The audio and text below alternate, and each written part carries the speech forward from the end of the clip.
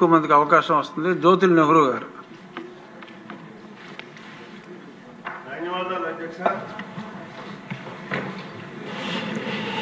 ఈరోజు రాష్ట్రంలోనే అతి కీలకమైనటువంటి వ్యవసాయ వ్యవస్థకు సంబంధించి ఇరిగేషన్ దీని మీద లఘు చర్చకు తీసుకురావడం అన్నది చాలా ఆనందదాయకం. మరి ఈ సందర్భంగా ముఖ్యంగా నాకు కూడా సభకు కానీ గౌరవ ముఖ్యమంత్రి గారికి కానీ కృతజ్ఞతలు చెప్పుకునే అవకాశం కూడా కలగడం కూడా ఒక అదృష్టంగా భావిస్తున్నాను.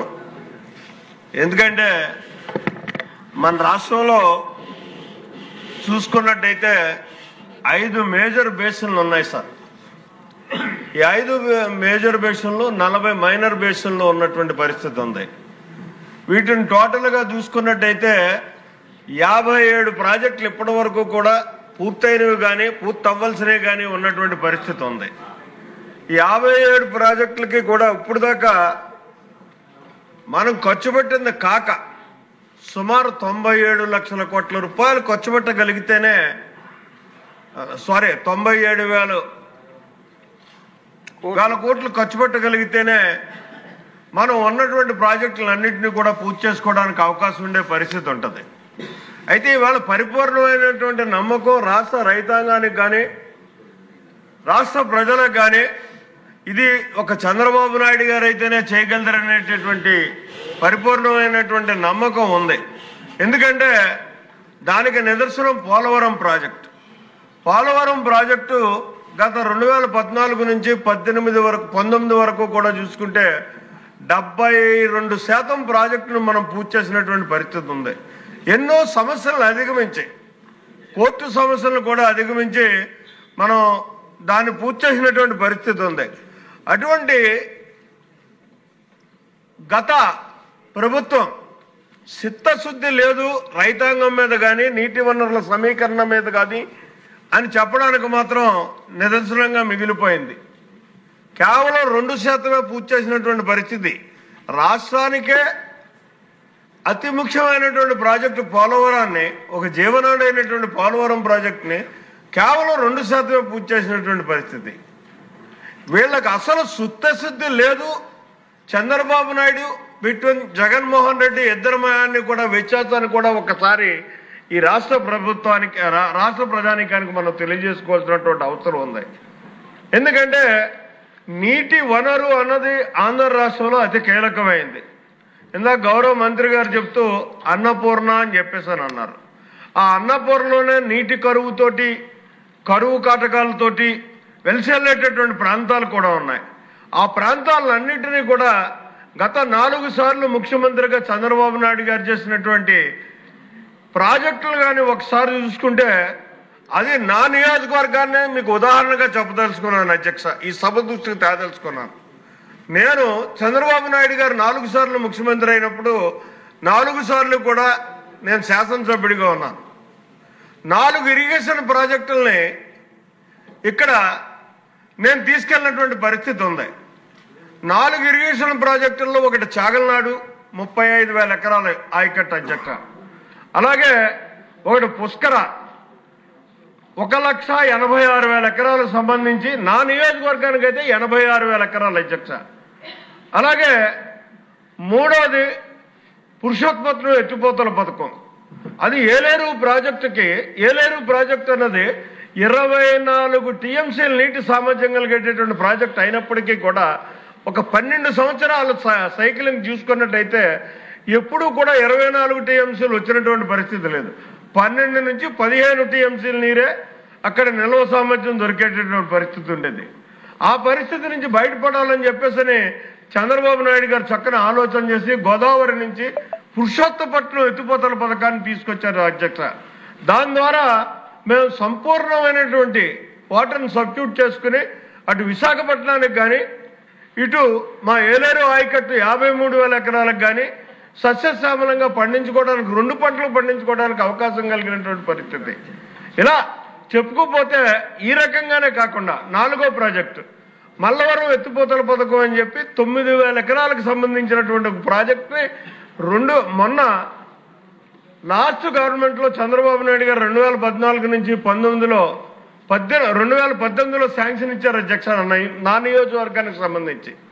దాన్ని టెండర్లు పెరగడం, పనులు ప్రారంభించడం, 25% పైబడి పనులు చేయడం అన్నీ జరిగినప్పటికీ కూడా గత ప్రభుత్వంలో కేవలం చంద్రబాబు నాయుడు గారు శాంక్షన్ ఇచ్చాడు, ఇది తెలుగుదేశం ప్రభుత్వం ముద్రపడుతుంది అనేటటువంటి ఒక దురాలోచనతోటి, దుర్బుద్ధితోటి, రైతాంగం మీద చిత్తశుద్ధి లేనటువంటి ఆలోచనతోటి జగన్మోహన్ రెడ్డి ఆ పథకాన్ని నిర్విఘ్నంగా ఆపేసినటువంటి పరిస్థితి అధ్యక్ష.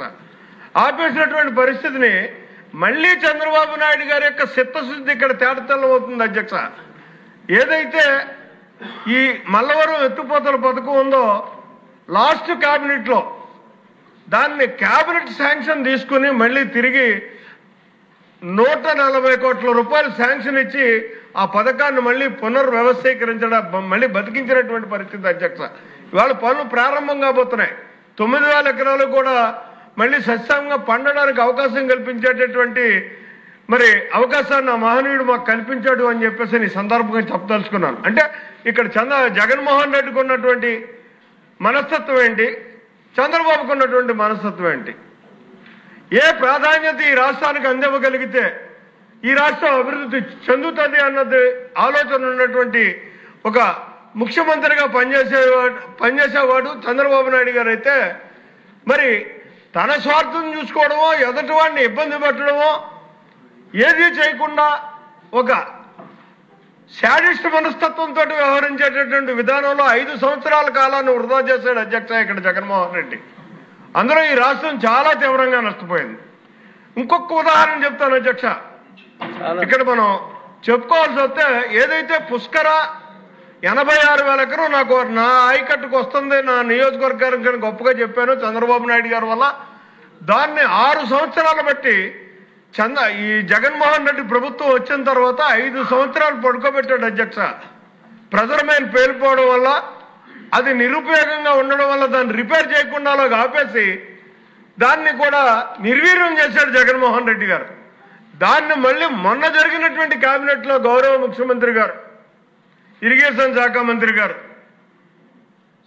మరి మంత్రివర్గం అంతా కలిసి 52 కోట్ల రూపాయలు మళ్ళీ శాంక్షన్ ఇచ్చి దాన్ని కూడా బతికేటటువంటి అవకాశం కల్పించారు. ఇవాళ 31,000 ఎకరానికి మనం భవిష్యత్తులో మళ్ళీ తిరిగి నీరిచ్చేటటువంటి అవకాశాన్ని ఒక నియోజకవర్గంలోనే ఇవ్వగలిగారంటే సుమారు 1,86,000 ఎకరాలు ఆయకట్టు కేవలం చంద్రబాబు నాయుడు గారు ముఖ్యమంత్రిగా నా నియోజకవర్గానికి ఇచ్చారు. అంటే అది మెట్ట ప్రాంతం, అయ్యర్ కాంటోర్లో ఉండేటటువంటి ప్రాంతం. పోలవరం వచ్చినా సరే మాకు నీరు రానటువంటి, పారుదలతో నీరు రానటువంటి పరిస్థితి, లిఫ్టులతోటే గడుపుకోవాల్సినటువంటి అవసరం మరి గుర్తించి మేము కోరిన మేరకు చంద్రబాబు నాయుడు గారు ఈ రకంగా చేసినటువంటి దానికి ఆయనకి మీ ద్వారా, సభ ద్వారా నేను ప్రత్యేకమైనటువంటి కృతజ్ఞతలు తెలియజేసుకుంటూ ఒక్క చిన్న ఆలోచన మరి ఈ సభ ముందు ఇరిగేషన్ శాఖకి అందివ్వాలని నేను భావిస్తున్నాను అధ్యక్ష.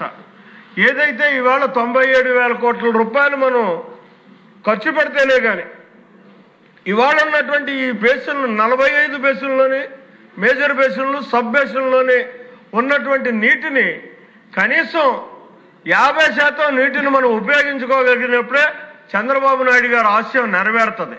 అంటే 1 సంవత్సరం కాదు, 2 సంవత్సరాలు కరువు వచ్చినా, వర్షాభావ పరిస్థితులు వచ్చినా ఖచ్చితంగా మనకి